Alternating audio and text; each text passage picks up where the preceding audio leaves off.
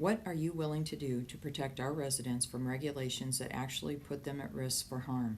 Would you raise your voice if suddenly we are required to have gradual dose reductions, known as a GDR, of insulin, blood thinners, or blood pressure medication, despite evidence of the medication being at a therapeutic level?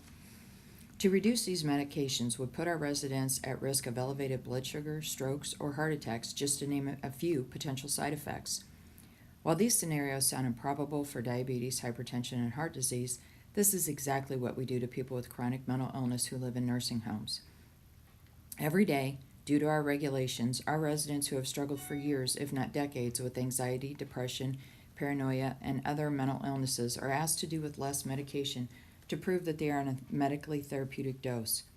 While on the face of it, this may seem like a good idea to ensure that no one with chronic mental illness is overmedicated.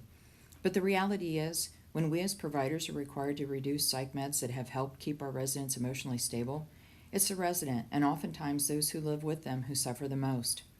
Until you've sat with a paranoid resident who's going through a mandatory GDR of psych meds, you truly have no idea how harmful this practice really is. I have held that paranoid resident, trying to assure her that no, I promise you, no one is trying to kill you. I'm here to protect you. I won't let anything happen. This resident lies in her bed all day crying because she can neither be consoled nor convinced regarding her paranoid ideation. This scenario is a true life experience for one of our residents. Mandatory GDR of psych meds often results in weight loss, social withdrawal, and/or physical altercations with other residents due to anxious or paranoid beliefs.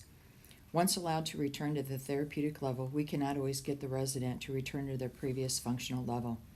Psych meds are the only classification of drugs that require a mandatory reduction. It's cruel and totally avoidable practice. So I'll ask you again, what are you willing to do on behalf of our residents now that you know our regulations require a mandatory GDR of psych meds for this seriously, chronically mentally ill resident?